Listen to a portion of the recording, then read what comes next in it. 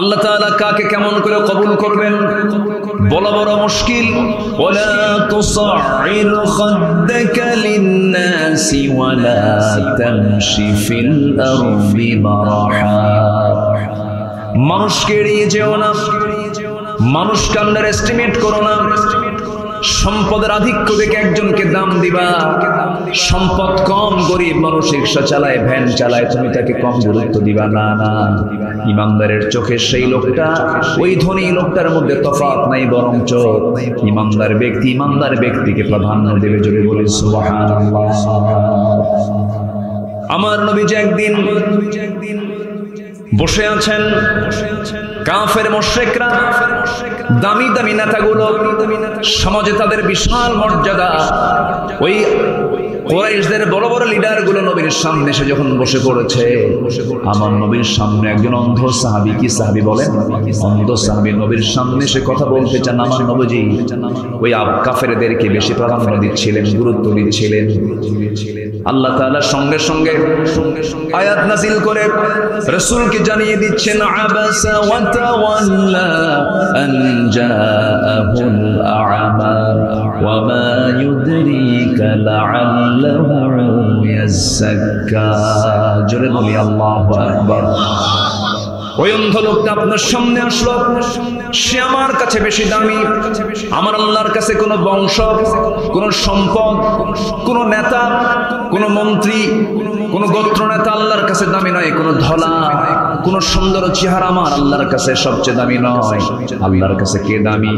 ইয়া আইয়ুহান নাসু ইন্না খালাকনাকুম মিন যাকারিন ওয়া উনসা ওয়া জাআলনাকুম শুউবান ওয়া ক্বাবাইলা লিতাআরাফু ইন্না আকরামাকুম ইনদাল্লাহি আতকাকুম। জোরে বলুন আল্লাহু আকবার। আমি তোমাদেরকে এক নর এবং এক নারী থেকে সৃষ্টি করেছি, আদম হাওয়া থেকে বিভিন্ন গোত্রে ভাগ করেছি, ভাষা দিয়েছি, বর্ণ দিয়েছি, যেন তোমরা একে অপরকে চিনতে পারো। তবে আমার কাছে সেই লোকটাই সবচেয়ে বেশি দামি, সবচেয়ে বেশি সম্মানিত যে বান্দা আমি আল্লাহ আমাকে বেশি ভয় করে। জোরে বলি সুবহানাল্লাহ। আমরা বেশি মহব্বত করব কাকে? আসতে বলবেন না, কাকে? জোরে বলেন কাকে? আমার বন্ধু এক নম্বর কে? আল্লাহ তাআলা। এই জন্য আমার বন্ধুগণ, সে আল্লাহর পরামর্শ আমরা নেব। আল্লাহ বলছেন এই গুণগুলো নিয়ে আসো। কি গুণ নিয়ে আসবে? সূরা আহজাবের শেষ দিক থেকে আমি তেলাওয়াত দিয়ে শুরু করেছি। মহান রব্বুল আলামিন বলেন, ইয়া আইয়ুহাল্লাযীনা আমানু তাকুল্লাহা ওয়া কুলু কওলান সাদীদা ইউসলিহ লাকুম আ'মালাকুম ওয়া ইয়াগফির লাকুম যুনুবাকুম ওয়া মান ইউতি'ইল্লাহা ওয়া রাসূলাহু ফাকাদ ফাযা ফাওজান আযীমা। জোরে বলুন আল্লাহু আকবার। সূরাতুল আহজাব আয়াত নাম্বার ৭০। মহান রব্বুল আলামিন ঈমানদারকে লক্ষ্য করে বলছেন, ঈমানদারেরা তোমরা আল্লাহকে বেশি করে ভয় করো এবং তোমরা যখন কথা বলতে যাবে সাবধান হয়ে কথা বলবে। ওয়াকুলু লিন-নাসি হুসনা ওয়াকুলু কওলান সাদীদা। সুন্দর করে কথা বলো, সোজা সাপটা কথা বলো, প্যাঁচ লাগায় কোনো কথা বলো না। সমাজে পেচুক কথা বলে এমন কিছু লোক আছে না নাই বলেন? ওদের মধ্যে কোনোদিন স্পষ্ট কথা খুঁজে পাওয়া যায় না। ভাই তুমি কি কলার ওয়াজ যাবা? কাজ তো বহু এই ওই ওই ওই ওই যাবে কিনা উত্তর পাওয়া যাবে কিনা, আছে কিনা বলেন? কিন্তু সরল লোক যারা এক কথায় কথা শেষ করে দেয়, সোজা সাপটা কথা আল্লাহ রাব্বুল আলামিন বলতে বলেছেন, প্যাঁচপুচ না করে সোজা সাপটা কথা বলো, হক কথা বলো, সোজা কথা বলো, সুন্দর করে কথা বলো, প্যাঁচ লাগায় কথা বলতে যেও না। আল্লাহ রাব্বুল আলামিন সত্য কথা বললে পরে তার পুরস্কারের ঘোষণাও তিনি সঙ্গে সঙ্গে দিয়েছেন। আল্লাহ বলছেন সত্য কথা যদি বলতে পারো, ইউসলিহ লাকুম আ'মালাকুম ওয়া ইয়াগফির লাকুম যুনুবাকুম ওয়া মান ইউতি'ইল্লাহা ওয়া রাসূলাহু ফাকাদ ফাযা ফাওজান আযীমা।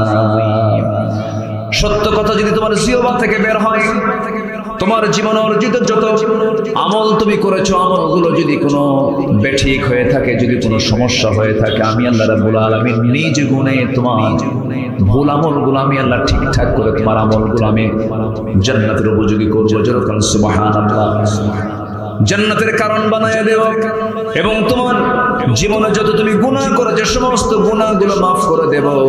আল্লাহ পাক বলছেন, বান্দারে এই জন্য তোমার দায়িত্ব হলো জিহ্বাটা সুন্দর করে তুমি রাখবা, হারাম কিছু খাবা না, হারাম কিছু বলবা না, হারাম কিছু খাবা না, মিথ্যা কোনো কথা বলবা না, হারাম কাজে নিজেকে জড়াবে না, হারামকে বর্জন করে চলবে। আল্লাহ রাব্বুল আলামিন তোমার জিহ্বা যদি হারাম মুক্ত হয়ে থাকে, ওই জিহ্বা দিয়ে যে দোয়াটাই করবে সেই দোয়া আল্লাহর দরবারে সঙ্গে সঙ্গে মঞ্জুর হয়ে যাবে।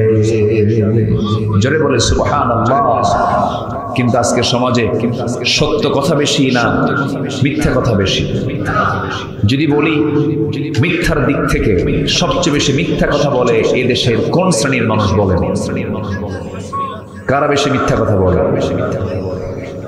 একটু বলেন না, শিক্ষকরা নাকি? কারা কারা বেশি মিথ্যা কথা বলে? আমি কিন্তু বলি না।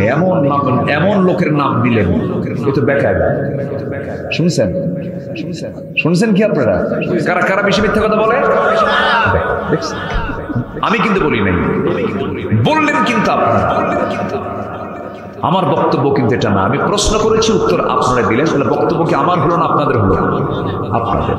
তাহলে আপনাদের দৃষ্টিতে এই দেশে যত শ্রেণী পেশার লোক আছে, এর মধ্যে সবচাইতে বেশি মিথ্যা কথা বলে, মিথ্যা ওয়াদা করে কারা বেশি? দেশ চালায় কারা? নেতারা। তাহলে মিথ্যা কথা বেশি বলে। আমি একটু নেতা একটা আসতে কইলাম, আপনারা বললেন তো হ্যাঁ, তাই তো। এই 54 বছরে যত ওয়াদা আমরা শুনেছি, ওয়াদা কি পূরণ হয়েছে?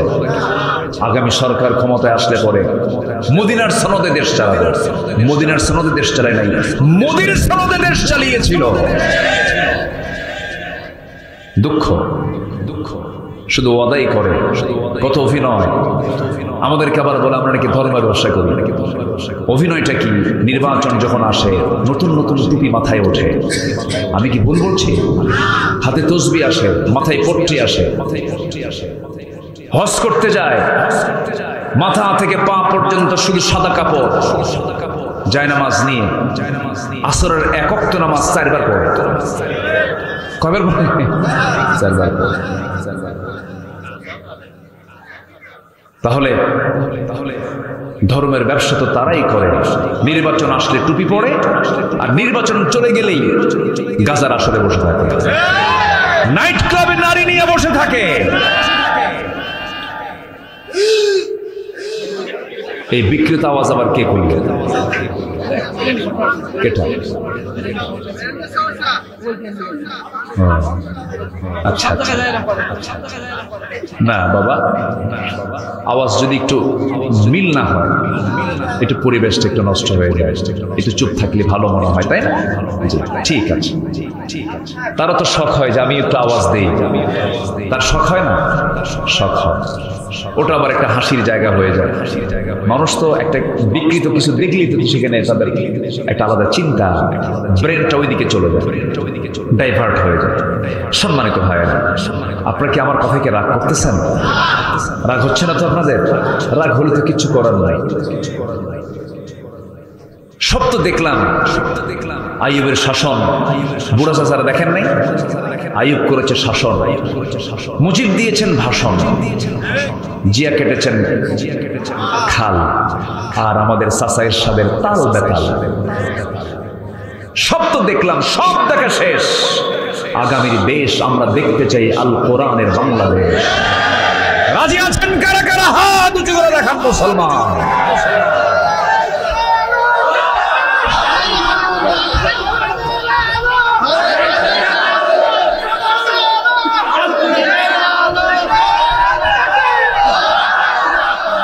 আল্লাহ কবুল করুন। জোরে বলি আমিন, আরো জোরে আমিন। সম্মানিত ভাইয়েরা, আমি কোরআনে কারীমের যে আয়াতগুলোকে সামনে রেখে কথা বলতে চাচ্ছি, আল্লাহ পাক ঈমানদারকে দেখতে চান মিথ্যুক না সত্যবাদী? বলেন, মিথ্যাবাদী না সত্যবাদী? সত্যবাদী। আমরা সত্যবাদী হব, জোরে বলি ইনশাআল্লাহ। তাহলে যারা মিথ্যা নেতৃত্ব দেয় ওদের মুখে জুতা মারি, ঠিক কিনা বলেন? ওদের নেতৃত্ব আমরা দেখতে চাই না। আমরা বিরক্ত, আমরা অতিষ্ঠ, আমরা ধোঁকা খেয়েছি অনেক, আমরা মাশরুম হয়েছি অনেক। আমার দেশের প্রবাসীরা, আজকে মাহফিল কাদের নিয়ে? এই প্রবাসীরা হাড় ভাঙা পরিশ্রম করে অর্থগুলো দেশে পাঠান, কৃষি কাজ করে কৃষকরা দেশের অর্থনীতিকে সামনের দিকে আগায় দেয়।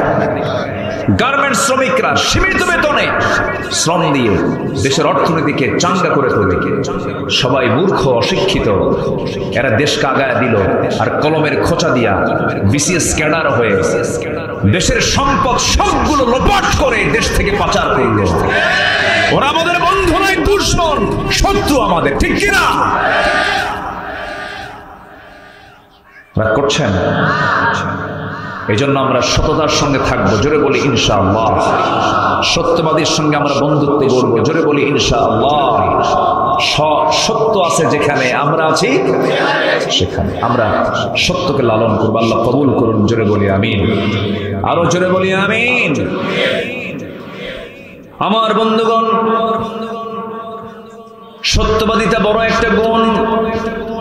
একজন ব্যক্তির কথা মনে পড়ে গেল, নাম শুনেছেন সবাই আমার দেশে। এখন এই মুহূর্তে মুরিদ বেশি না পীর বেশি?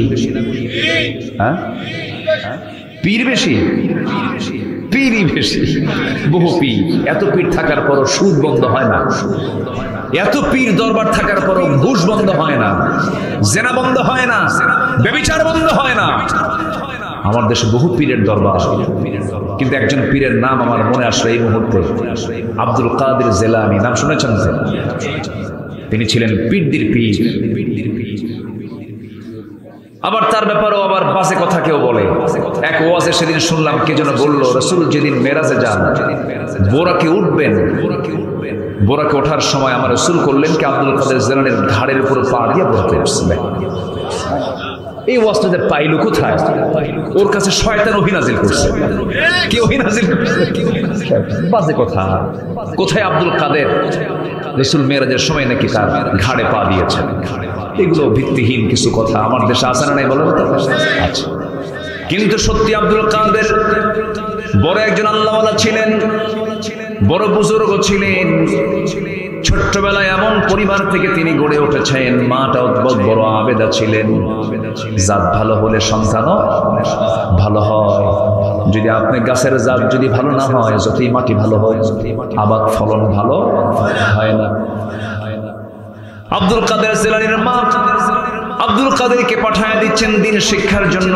অনেক দূরে চলে যাবে। ছোট শিশু আব্দুল কাদের পাশে বসে চোখের পানি ফেলে দোয়া করে বলছে, আল্লাহ আমার আব্দুল কাদেরকে বড় আল্লাহওয়ালা বানাও।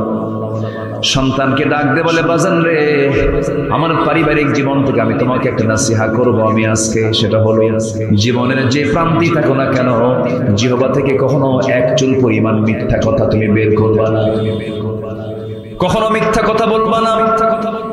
এই আমলটা নিয়ে, এই নাসিহা নিয়ে ছোট্ট আব্দুল কাদের মার কাছ থেকে বিদায় নিয়ে রওনা দিয়েছে। মাঝপথে বড় একটা বিপদ হয়ে গেল, ডাকাতি শুরু হয়ে গেছে। আমার দেশেও ডাকাতি আছে না নাই? আসতে বলবেন না, আছে না নাই? ডাকাতি আছে, ডাকাতি আছে। ওই ডাকাত দলের সদস্যরা রাস্তা আটকিয়ে দিয়ে যার কাছ থেকে যা কিছু পাচ্ছে সব নিয়ে নিচ্ছে, আঘাত করতেছে। আব্দুল কাদের সামনে পড়ে গেছে। জিজ্ঞাসা করার আগেই পকেট থেকে বেশ কিছু স্বর্ণ মুদ্রা তিনি বের করে ডাকাতদের হাতে দিয়ে দিচ্ছেন। ডাকাতরা বলছে ছোট্ট ছেলেকে লক্ষ্য করে, এই ছোট্ট ছেলে, কিছুই বললাম না, চাইলাম না, তেমন কিছু বললাম না, শুধু বললাম কি আছে সব বের করে দিলা। এর কারণটা কি? ছোট্ট আব্দুল কাদের বলে, ও চাচারা, আমার আম্মার নাসিহাত হলো আমি যেন কখনো মিথ্যা কথা না বলি। তোমরা আমাকে যে প্রশ্ন করেছো সঙ্গে সঙ্গে আমি আমার সমস্ত টাকা পয়সা বের করে দিয়েছি। ডাকাতদের চোখে পানি চলে এলো, তীব্র প্রতিক্রিয়া সৃষ্টি হয়ে গেল। চোখের পানি ফেলতে ফেলতে বলছে, আরে আমাদের জীবনের মোড়টা চেঞ্জ করে দিয়েছো ছোট্ট তুমি আব্দুল কাদের। আমরা আমাদের ডাকাতির সমস্ত কাজ ফেলে দিয়ে আজকে থেকে আমরা সত্যবাদীদের অন্তর্ভুক্ত হয়ে গেলাম। সুবহানাল্লাহ। আমার বন্ধুগণ, সত্যকে লালন করতে হবে, হককে লালন করতে হবে। সত্যবাদিতার ফলাফল বড় সুন্দর ফলাফল। সত্যবাদিতা যার মধ্যে থাকবে সে জান্নাতের রাস্তায় লাইনে চলে যাবে। as-sidqu yahdi ilal birr wal birru yahdi ilal জান্নাহ। সত্য মানুষকে পুণ্যের দিকে নেয়, পুণ্য মানুষকে জান্নাতের দিকে নিয়ে যায়। আর মিথ্যা এমন একটা জিনিস, মিথ্যা সব জ্বলে পড়ে সারখার করে দেয়। মিথ্যার কাছে আমরা যাব না।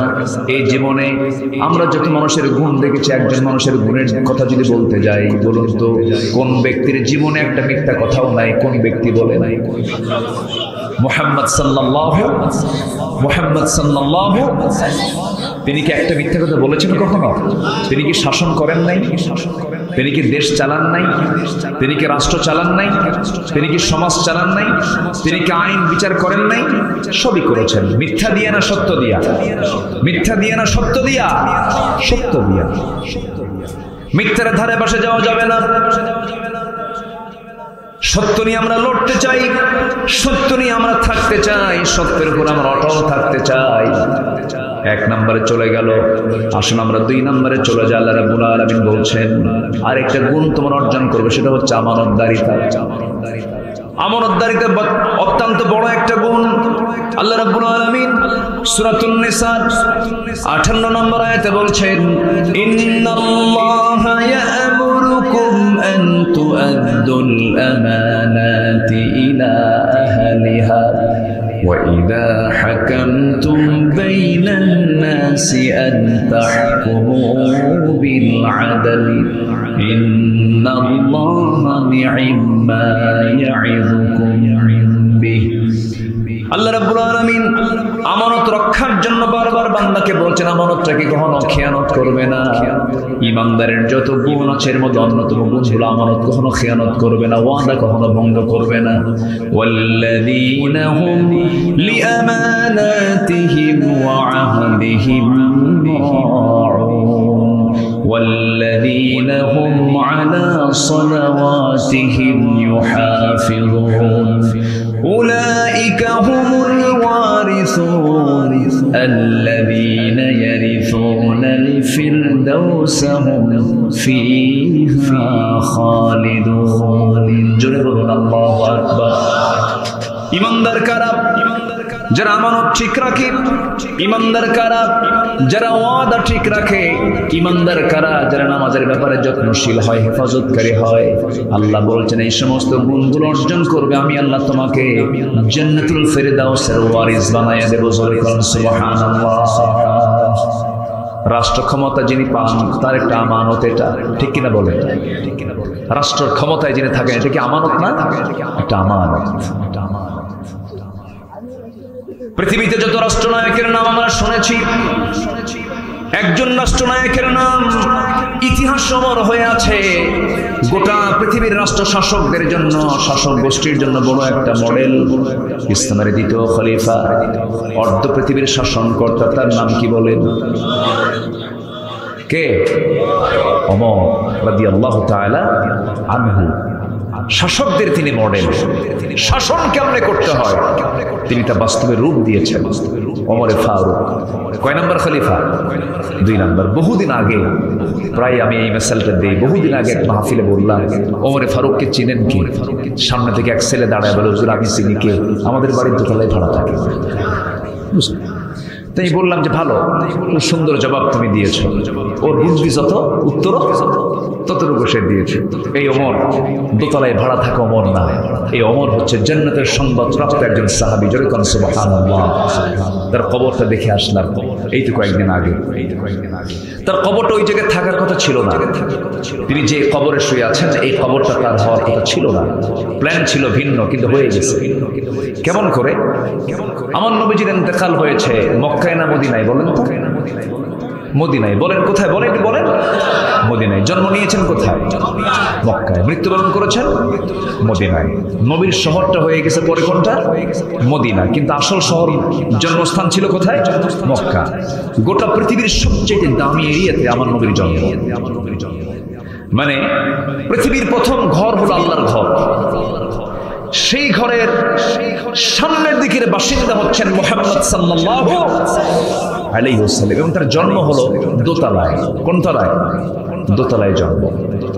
এবং নেতৃস্থানীয় পরিবারের তিনি সন্তান ছিলেন। কাবা ঘরের রক্ষণাবেক্ষণ সহ চতুর্দিকের গোত্রীয় নেতৃত্বের দিক থেকে তার দাদা ছিলেন অন্যতম আব্দুল মুত্তালিব। ধনী পরিবারের শাসক গোষ্ঠীর নেতৃস্থানীয় একটা গোষ্ঠীতে তার জন্ম হয়েছিল। বিখ্যাত কোরাইশ বংশে তার জন্ম ছিল। এবং পৃথিবীর সবচেয়ে দামি একটা প্লেসে তার জন্ম। মক্কা গেলে টের পাবে, যারা মক্কা গিয়েছেন তারা বুঝেন যে হ্যাঁ, এই জায়গায় আমার নবীর জন্মস্থান। নবী রাসূল কিন্তু গ্রামীণ জনপদের লোক ছিলেন না, রাসূল ছিলেন টাউন, একদম মেইন একটা জনপদের তিনি মানুষ ছিলেন। যেরকম আল্লাহু আকবার। মক্কা মুকাররমা একদম হারাম, আল কাবাতুল মুশাররাফা, এই কাবার ঠিক দরজার ঠিক বরাবর পূর্ব দিকের বাসিন্দা তিনি। আমার নবীজি জন্ম নেন যে সময়, সে সময় ওই কাবা ঘরের ভিতরে ফাঁকা ছিল না, মূর্তি ছিল। বলেন ফাঁকা ছিল না, মূর্তি ছিল? মূর্তি দিয়ে ভরা। পৌত্তলিকতার প্রীতি ছিল তাদের মধ্যে প্রবল ভাবে। আমার নবীজির জন্ম হলো, জন্মের একটা ব্যাখ্যা আমার নবীর আপন চাচা আবু তালেব একদিন বলছে, মুহাম্মদ ভাতিজা, আমি তোমার জন্মের পর পর কিছু জিনিস দেখেছি, কিছু বিষয় লক্ষ্য করেছি, যে সত্য না মিথ্যা আমি কি বলবো? আব্দুল মুহাম্মদ তুমি কি বলতে পারবে? চাচা বলেন তো। নবুয়তের পর আবু তালেব বলেন, মুহাম্মদ শোনো, তুমি যেদিন জন্ম নেওয়ার ঠিক 3 দিন পর আমি তোমাকে দেখার জন্য তোমাদের বাড়িতে চলে গেলাম। বাড়িতে যাওয়ার পরে দেখি তোমার মা কান্নায় ভেঙে পড়ছে। তোমার মা তোমাকে কোলে নেয় না। তুমি একাকী চাঁদনি আকাশের নিচে বসে শুয়ে আছো। চাঁদনি আকাশের নিচে তুমি একা একা শুয়ে আছো, তোমার পাশে কেউ নাই। তোমার মার চোখে পানি, তোমার মা কান্নাকাটি করে। তোমার মা তার স্বামীকে হারিয়েছেন, স্বামীর বিরহ তাকে কষ্ট দিচ্ছে। আমি যে লক্ষ্য করলাম, কিন্তু লক্ষ্য করে দেখছি আরেকটা বিষয়, সেটা হলো তুমি যখন একাকী শুয়েছিলা সেই সময় আকাশের চাঁদের দিকে তুমি তাকায় কি যেন গুনগুন করে কথা বলছো। তোমার ডান হাত যদি একটু ডান দিকে নড়ে যায়, আমি দেখতে পেলাম চাঁদটাও ডান দিকে নড়ে যায়। তুমি যখন তোমার 2টা হাত যখন বাম দিকে নাও, চাঁদটাও বাম দিকে চলে যায়। আবার যখন তুমি তোমার হাতটা নিয়ে নিচের দিকে নেমে আসো, চাঁদটা তোমার কাছাকাছি চলে আসে। তোমার হাতও নড়ে, চাঁদও নড়ে আকাশের। আমি কি ভুল দেখেছি না ঠিক দেখেছি? আমাকে বলো তো মুহাম্মদ। আমার নবীজি বাল্য জীবনের স্মৃতিচারণ করে বলছেন, চাচা আপনি সেই রাত্রে যা দেখেছেন 100% সত্য দেখেছেন। জন্মের পূর্বে আমি আমার বাবাকে হারিয়েছি। আমার মা হলেন বিধবা নারী। আমি যখন ভূমিষ্ঠ হলাম, আমি সন্তান হয়ে পৃথিবীতে যখন জন্ম নিলাম, আমার মার বড় শখ ছিল সন্তানরা স্বামীর কোলে উঠায় দেব। স্বামী তো নাই। আমাকে দেখেন বারবার স্বামীর কথা মনে হয়ে যায়, কান্নাকাটির পরিমাণ বেশি হয়ে যায়। এই জন্য আমার মা আমাকে কোলে নিতে পারছিলেন না। আমাকে একাকী রেখে দিয়েছেন, আমার যেন কোনো প্রকার কষ্ট না হয় সেই জন্য মহান রব্বুল আলামিন ওই রাত্রগুলোর জন্য আকাশের চাঁদনি রাতকে আল্লাহ রব্বুল আলামিন আমার জন্য পুতুল বানায় দিয়েছিলেন, আমার জন্য খেলনা বানিয়ে দিয়েছিলেন। আমি যখন একাকী রাত যাপন করছিলাম, আকাশের চাঁদটা আল্লাহ পাক আমার জন্য খেলনা বানাইছিলেন। যেরকম সুবহানাল্লাহ। নিয়ে মৃত্যুবরণ করলেন কোন নগরে গিয়ে? মদিনায়। মদিনার সেই আম্মা জান আয়েশার ঘরেই তার দাফন হয়েছে। জান্নাতুল বাকি আমরা বলি, আসলে জান্নাতুল বাকি না, ওটার নাম হচ্ছে বাকিউল গারকাত, মাকবারাতু বাকি, মানে বাকি গোরস্থান। সেখানে প্রায় 10,000 সাহাবী সেখানে শুয়ে আছেন। কত হাজার? 10,000 সাহাবী। এখনো সেই গোরস্থানটা, কবরস্থানটা এখনো আছে। তো আমার নবীজির যেখানেই তার মৃত্যু হয়েছে একজন স্ত্রীর ঘরে। সেই স্ত্রীর নাম কি বলুন তো? আম্মা জান আয়েশার ঘরে তার ইন্তেকাল হয়েছে। আমি এই যে 10-12 দিন আগে আল্লাহ পাক ওই জায়গাগুলো আমাকে সফর করার তৌফিক দিয়েছেন, বহুবার গিয়েছি। এবারে সফরটা একটু ভিন্ন হয়েছে। আমার একটু কথা বলবো, একটু ভিন্ন হয়েছে। কেন জানেন? আমি গিয়েছি এর আগে, আমার রাসূল বলেছেন আমার ঘর এবং আমার ওই মিম্বার, মা বাইনা বাইতি ওয়া মিম্বারি রাওদাতুম মিন রিয়াদিল জান্নাহ। আমার ঘর এবং ওই মিম্বার এর মাঝে যে ফাঁকা জায়গাটুকু আছে এটা হলো জান্নাতের টুকরা। এত আস্তে সুবহানাল্লাহ বললেন, একটু জোরে বলেন, আর একটু জোরে বলেন। সবার কি যাওয়ার শখ হয়? সবাই কি যাবেন না ইনশাআল্লাহ? যাওয়ার জন্য নিয়ত দরকার না টাকা দরকার? যাওয়ার জন্য টাকা দরকার না নিয়ত দরকার? টাকা থাকলে যাওয়া যায় না, নিয়ত থাকতে হয়, তাহলে যাওয়া যায়। এক ভরি স্বর্ণের দাম হলো এখন 2 লক্ষ টাকা এক ভরি। তাহলে একটা মহিলা একটা স্ত্রীর গায়ে যদি আপনি ভরায় দিতে চান, মিনিমাম বলেন তো কানে, গলা আর হাতের যদি মিলায় দিতে চান তাহলে কয় ভরি লাগে? মিনিমাম 2-2.5 ভরি 3 ভরির নিচে আপনি আপনার বউকে আগে সাজান, সমস্যা নাই। সেখান থেকে 1 ভরি একটু কমালেই 2 লাখ টাকা ভরি হলো সোনা। আর আমার রাসূলের সোনার মদিনায় যেতে মাত্র লাগে 1.5 লাখ টাকা। একটু প্ল্যান করলে করা যায়, অসম্ভবকে সম্ভব করা যায় যদি সাহায্য কার থাকে? আল্লাহ থাকে। এক রিকশাওয়ালা, আপনাদের মেবি এই যশোর বেল্টে তার বাড়ি। 2017 সালে আমি গিয়েছিলাম। তো সেই সময় এক ভক্ত আমার, উনি দৌড় মেরে এসে আমাকে জড়িয়ে ধরে বলে, হুজুর আমি দেশে রিকশা চালাই। তো আপনি হজে আসলেন কেমনে? তাও হজে গেছে। আপনি হজে আসলেন কেমনে? হুজুর 15 বছর আমি রিকশা চালাই, প্রত্যেকটা দিন 20 টাকা 25 টাকা 30 টাকা করে জমা করে টাকা জমা হওয়া মাত্রই আমি হজের জন্য জমা দিয়েছি, হজে চলে আসছি। তাহলে বলেন তো টাকা দরকার না নিয়ত দরকার? নিয়ত দরকার। তো আমার নবীজির কবরটা হচ্ছে আম্মা জান আয়েশা সিদ্দিকার ঘর। সেখানে তিনি শুয়ে আছেন। তিনি ইন্তেকাল করলেন।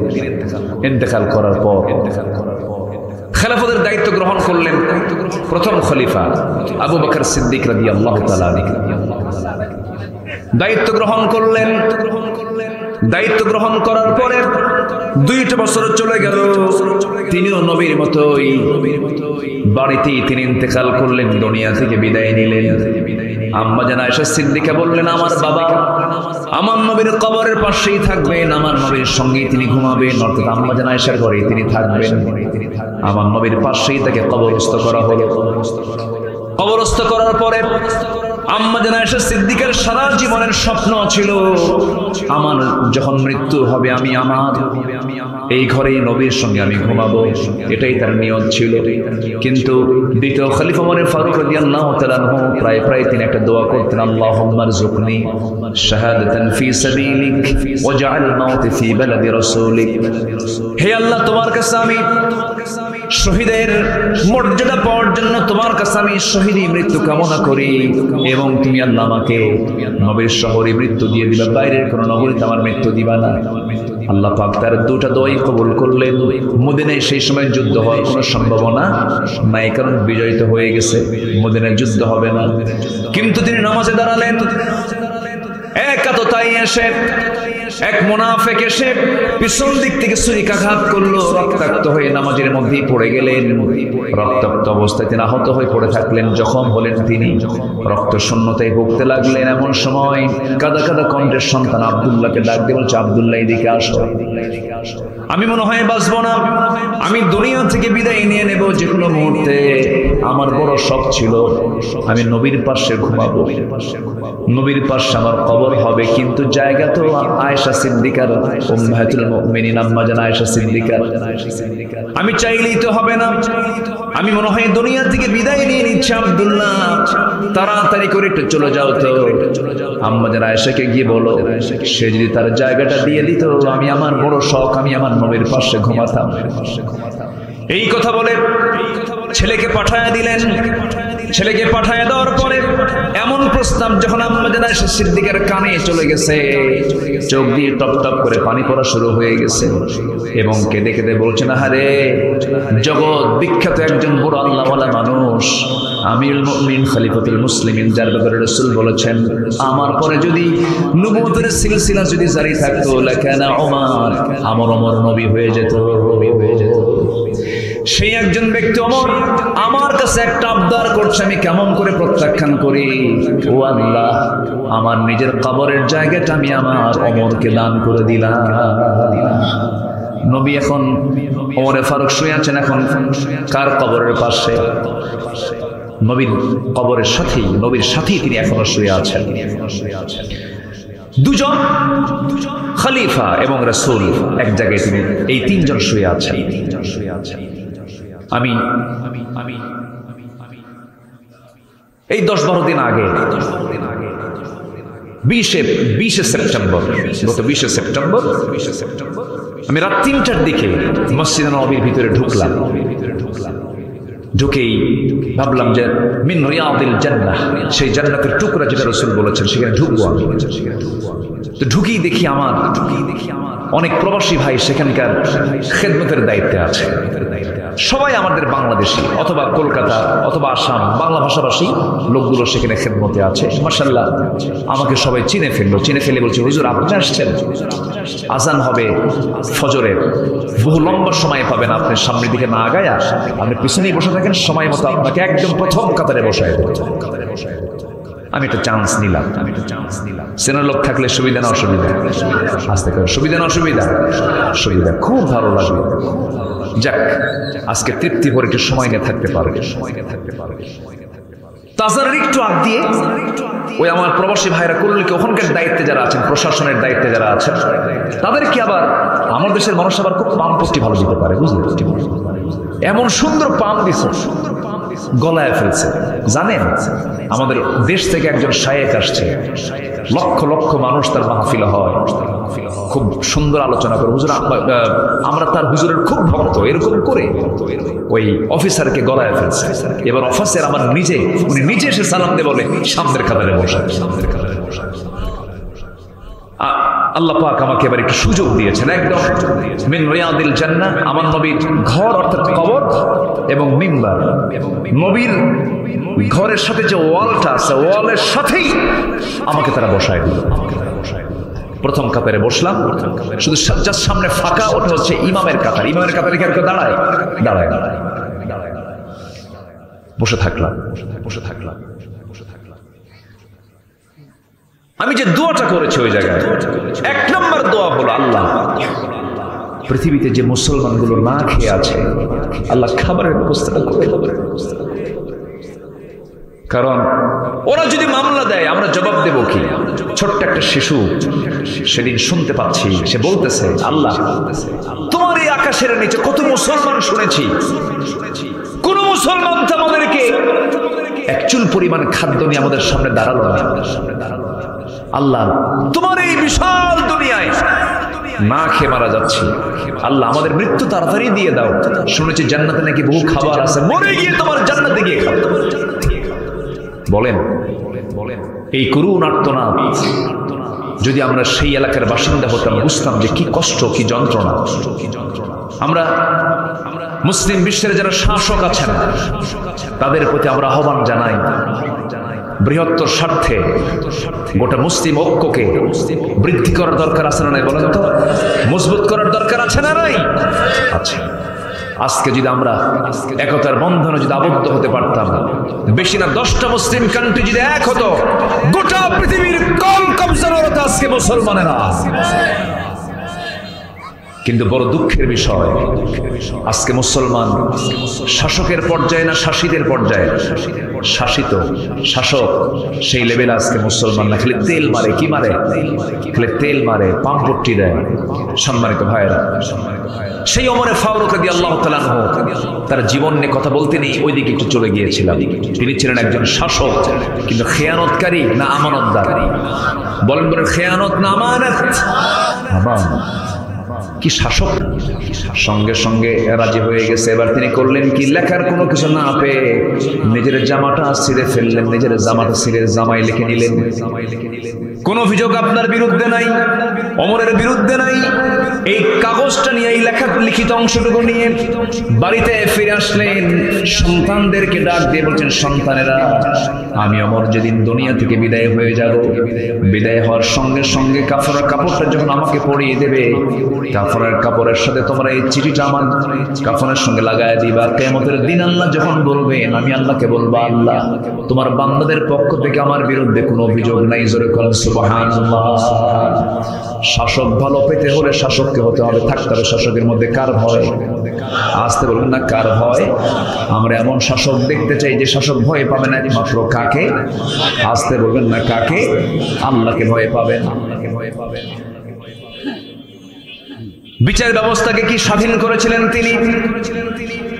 ঘোড়া কিনতে গেছেন, ঘোড়া কিনতে গিয়ে ঘোড়া বিক্রেতার কাছ থেকে তিনি টাকার বিনিময়ে ঘোড়াটা কিনেছেন।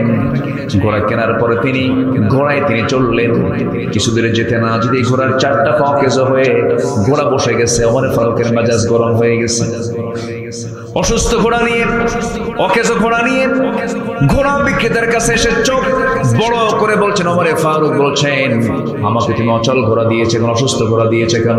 ঘোড়া নেব না। এবার ঘোড়া বিক্রেতা বলছে, আমিরুল মুমিনিন, আল্লাহর নামের কসম করে বলি, আমি আপনাকে যে ঘোড়া দিয়েছিলাম, সুস্থ ঘোড়া দিয়েছিলাম, অসুস্থ হয়ে গেছে আপনার মালিকানায় যাওয়ার পরে। ওমর ফারুক বলছেন, না না, আমি ঘোড়া নেব না, ঘোড়া ফেরত নাও, টাকা দিয়ে দাও। এবার ঘোড়া বিক্রেতা বলতেছে, আমিরুল মুমিনিন, আমি আপনাকে টাকা ফেরত দেব না, ঘোড়াও আমি নেব না, কারণ আপনার মালিকানা যাওয়ার পরে ঘোড়া অকেজো হয়ে গেছে, অসুস্থ হয়ে পড়েছে। তাহলে কি করা যায়? এবার ঘোড়া বিক্রেতা, সাধারণ একজন ঘোড়া বিক্রেতা, শাসনকর্তার সামনে দাঁড়িয়ে বলছে, চলুন, কোনটা যা হয় হবে, আদালতে যাই। বিচারক যে ফয়সালা দেবে সেই ফয়সালা আমার ফয়সালা। ওমর ফারুক মুস্কি হাসি মেরে বললেন, ও ঘোড়া বিক্রেতা, তুমি যদি এটাই চাও, আমি তো বাধ্য, চলো আমরা বিচারের মুখোমুখি হয়ে যাই। সাধারণ একজন ঘোড়া বিক্রেতার বিচারের অধিকার আছে না নাই? আছে বলুন, আছে না নাই বলেন? চলে গেলেন দুজন মিলে, আদালত চত্বরে গিয়ে হাজির হলেন। বিচারালয়ে চলে গেলেন। বিচারপতির সামনে দাঁড়ায় গেছেন ওমর ফারুক রাদিয়াল্লাহু তাআলা আনহু। সঙ্গে সঙ্গে বিচারপতি, বিচারে বসা বিচারক কাজী শুরাইহ ইবনুল হারিস আল কিন্দি রাহমাতুল্লাহ আলাইহি, 100 বছরেরও বেশি বয়স তার হয়েছিল জীবনে। কাজী শুরাইহর সামনে দাঁড়ায় ওমর ফারুককে দেখে সালাম জানায়, বলছেন, আমিরুল মুমিনিন, আপনি এই আদালতে কেন আসছেন? তারও তো আমির তিনি, তারও খলিফা তিনি। ওমর ফারুক বলছেন, বিচারপতি কাজী শুরাইহ, তুমি তোমার চেয়ারে বসে যাও, বিচার শুরু করে ফেলো। কি হয়েছে? আমার বিরুদ্ধে মামলা দিছে। কে মামলা দিছে? কে মামলা দিছে? কোন বড় কোনো ব্যক্তি, সামাজিক বড় মর্যাদা তার? সাধারণ সিম্পল একজন নাগরিক, তার কেউ চেনেই না। একজন ঘোড়া বিক্রেতা মামলা দিয়ে ওমর ফারুক আদালতে হাজির করেছেন।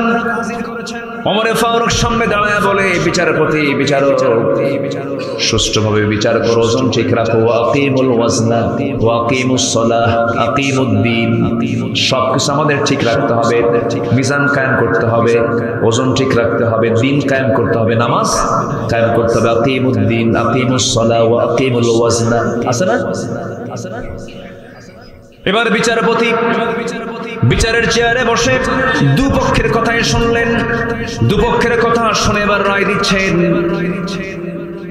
সাইয়েদনা ওমর ফারুক রাদিয়াল্লাহু আনহুকে লক্ষ্য করে বলছেন, ইয়া আমিরাল মুমিনিন, দুপক্ষের কথাই শুনলাম আমি, কিন্তু আজকের রায়টা আপনার পক্ষে যাবে না, আজকের রায়টা ঘোড়াওয়ালার পক্ষে যাবে। কারণ আপনি ঘোড়া কিনেছেন, যখন কিনেছেন লেনদেন করেছেন, ঘোড়াটা সুস্থ ছিল।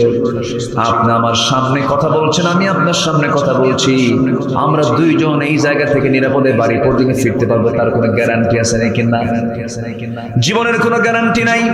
যে কোনো মুহূর্তে মানুষ অসুস্থ হয়ে যেতে পারে, যে কোনো প্রাণী অসুস্থ হয়ে যেতে পারে। অসুস্থ হয়ে গেছে আপনার মালিকের আসার পরে, অতএব ঘোড়াটা আপনি ফেরত পাবেন না।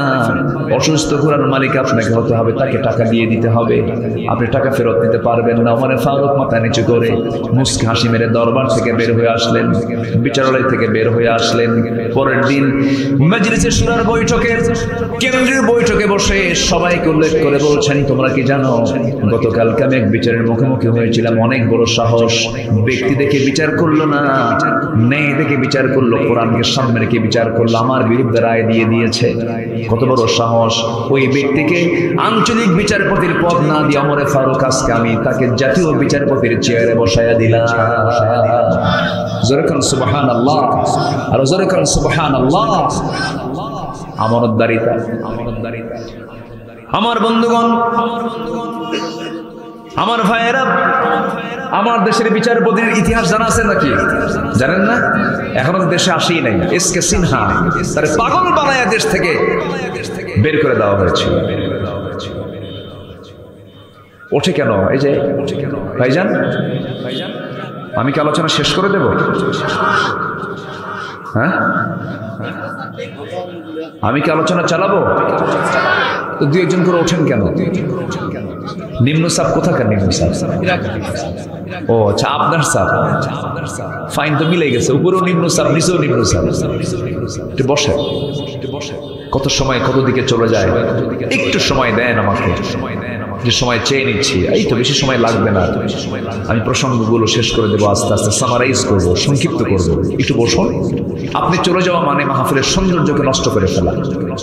আর এখানে আমরা বসেছি মূলত কার মেহমান হয়ে? বলেন তো, জোরে বলেন, কার মেহমান হয়ে বসেছি?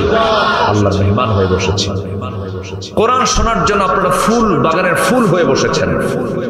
আপনি এখানে যদি কোনো বিশৃঙ্খলা করেন, আপনি উঠে যাওয়াতে যদি বিশৃঙ্খলা হয়, এটা যদি ফেরেশতারা যদি নোটে যদি নেন যে এটা বিশৃঙ্খলা করলো, এটা শৃঙ্খলা ভঙ্গ হলো, শৃঙ্খলা ভঙ্গের তালিকায় যদি আপনার নামটা উঠে যায়, তাহলে বলুন তো এই মামলা যদি হয়, কি আমার আপনার জন্য কি সুবিধা হবে না অসুবিধা? আমরা একটু রাখি, একটু থাকি, একটু সময় দিই, একটু বসে। আল্লাহ কবুল করুন, জোরে বলে আমিন। একটু বসে। আমি 2 নম্বর বলেছি। 1 নম্বর হলো সত্যবাদিতা, নাম্বার 2 হলো আমানতদারিতা। আমরা টিকে রাখবো, জোরে বলি ইনশাআল্লাহ।